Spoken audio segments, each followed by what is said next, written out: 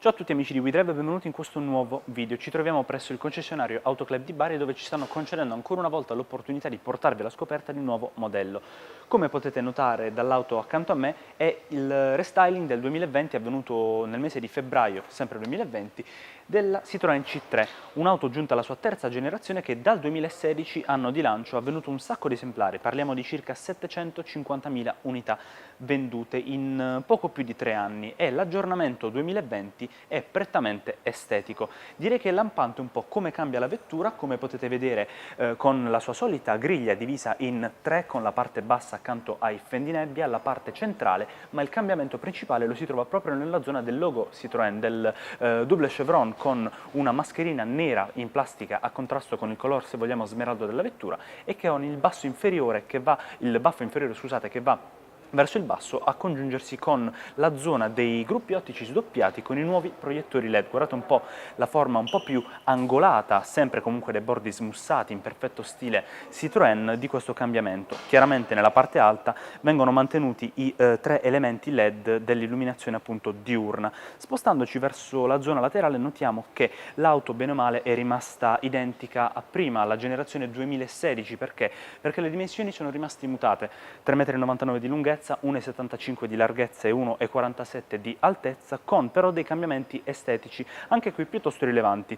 Nuovi design per i cerchi da 16 da 17 pollici, questi in particolar modo sono dei 205-55 R16, con appunto una bella fantasia, un design bicolore con grigio e nero lucido, e a cambiare è anche il design dei air bump, queste protezioni in plastica che hanno caratterizzato le ultime Citroën, appunto con l'ultimo family feeling della casa. Un ulteriore cambiamento estetico lo si trova nella parte del montante, quindi del pillar C, con questa decorazione, se vogliamo, piuttosto moderna, e notiamo soprattutto qui il punto di congiunzione tra il bianco del tetto e il colore azzurro smeraldo della vettura. E qui una grossa novità è che mentre prima eravamo circa sulle 35 combinazioni di colori esterne, adesso sono molte di più, sono 97 ragazzi, infinite. Ma venite come qui nella parte posteriore, perché voglio farvi un po' vedere in che modo è cambiata. Beh ragazzi, scusate l'ironia, ma non è cambiata per nulla, perché il suo design è molto interessante, con questo gruppo ottico LED a forma circolare, anzi quadrata, dai bordi arrotondati,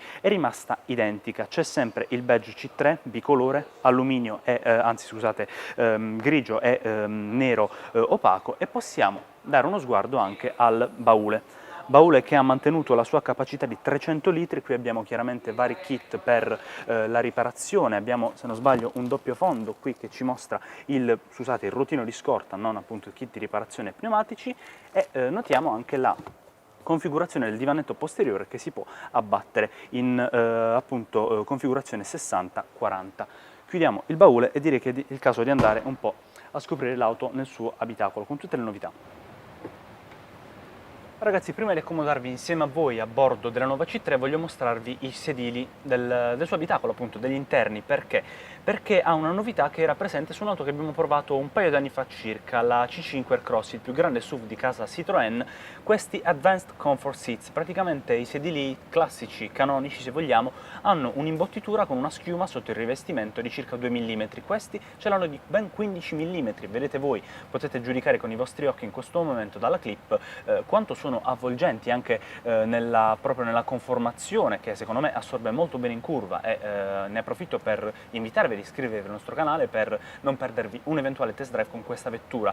Ma si nota anche il nuovo disegno tridimensionale che appunto troviamo nella parte centrale della seduta e dello schienale. E ora, sedendomi insieme a voi, vi faccio vedere un po' il resto dell'abitacolo. Perché oltre alle 97 combinazioni di colore, mando un po' indietro il sedile, oltre alle 97 combinazioni di colore ne abbiamo due per quanto riguarda gli allestimenti degli interni. Guardate un po' anche voi la plancia, questa dovrebbe essere una Emerald, quindi con delle superfici in 3D con del TEP, ma abbiamo anche un allestimento più elegante, questo è quello più moderno e giovanile. Quello più elegante si chiama Techwood, che ha delle superfici più chiare, dalle tonalità più eleganti e anche dei rivestimenti in legno. Nel frattempo qui avete tutta una bella panoramica della plancia con le bocchette, le 4 bocchette totali al centro sono sdoppiate dell'aria condizionata, al centro qui c'è il display da 7 pollici del sistema infotainment di Citroën che non accenderemo perché se vi siete già iscritti sicuramente attivando il campanello non vi potete perdere il focus infotainment che farà Bart su questa vettura. Qui in basso troviamo dei pulsanti per la SARD, per chiudere la serratura delle portiere, e per l'aria condizionata. Qui in basso abbiamo un vano che adesso fa da portaoggetti, ma che nelle versioni un po' meno accessoriate trova, diciamo, il placement di altri pulsanti completi dell'aria condizionata, che da qui invece si controllano dallo schermo. E in basso abbiamo due piccoli portabicchieri, sembrano quasi da caffè, un altro portaoggetti, una 12 volt e una USB. Al centro c'è la leva del cambio manuale, a breve vi parlerò di motorizzazioni, prezzi, allestimenti vari, e davanti ai miei occhi praticamente abbiamo il volante, una configurazione che già conosciamo, a cui ci ha ben abituati casa Citroën, con i pulsanti per i MIDI e il controllo vocale sulla sinistra, una razza sdoppiata in due nella parte inferiore e la terza con altri pulsanti per quanto riguarda la ricerca e le telefonate, e oltre il volante un piccolo display, l'indicatore del livello benzina e della temperatura dell'acqua, il tachimetro, e sulla destra con linea rossa 5500 giri, perché questa è una versione a diesel, il contagiri della vettura. Un'auto molto interessante. Nel frattempo c'è un'altra bella panoramica della plancia con questo contrasto che riprende un po' la verniciatura esterna in color smeraldo, se vogliamo, e nel frattempo, mentre vi godete la vettura insieme a me, vi posso confermare quanto detto all'inizio del tour degli interni, ossia che i sedili sono comodi e ben avvolgenti, anche se, devo esservi sincero, a chi è un po' più manzo di me. Il tempo di teletrasportarmi un secondo nella zona posteriore, quindi nel divanetto dedicato ai passeggeri posteriori, per darvi un po' un feedback su quella che è la comodità qui dietro. Devo dire che secondo me, a vista d'occhio, due passeggeri adulti viaggiano comodi, forse un bambino al centro, sebbene il tunnel non sia nemmeno troppo alto. Come potete vedere qui, tra l'altro, abbiamo anche un piccolo portaoggetti e un portabicchieri dedicato. Vedete qui, peccato c'è la mancanza, quindi c'è assenza in un certo senso di bocchette dell'aria condizionata dedicato, di una presa USB, ma molto apprezzata è la conformazione per le ginocchia nel sedile anteriore, sia quello del guidatore sia quello del passeggero anteriore. Per il resto magari i sedili posteriori non sono avvolgenti come quelli dedicati agli occupanti anteriori, però hanno la stessa qualità degli interni, con questo tessuto e con la trama in 3D, e hanno anche il disegno del contrasto appunto in color smeraldo. Ma adesso diamo un po' uno sguardo al suo equipaggiamento tecnologico e di sicurezza e anche alle motorizzazioni disponibili. Chiaramente un'auto del 2020 non può che essere al passo con i tempi, sia per quanto riguarda gli equipaggiamenti di comfort sia quelli di sicurezza.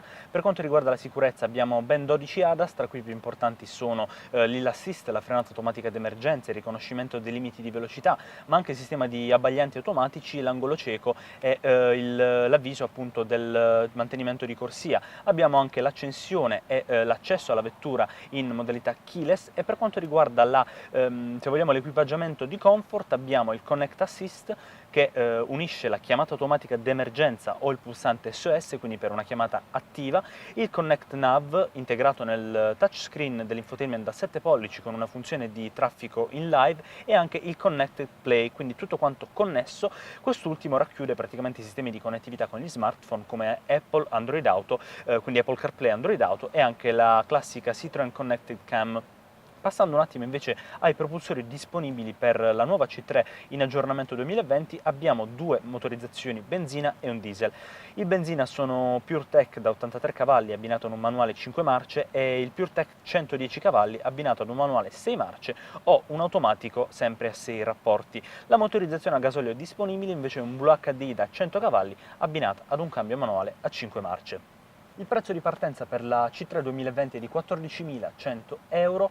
Ora voglio sapere quelli che sono i vostri pareri qui sotto nei commenti riguardo questa vettura, ma prima di salutarci qualche altra precisazione, perché come vi ho detto non perdetevi i prossimi video, tra cui focus infotainment sulla vettura fatto da Bart e chissà anche un bel test drive. Sicuramente la configureremo nella nostra serie il configuratore per scoprire qual è la versione più vantaggiosa e quali sono gli equipaggiamenti di serie e optional della nuova C3.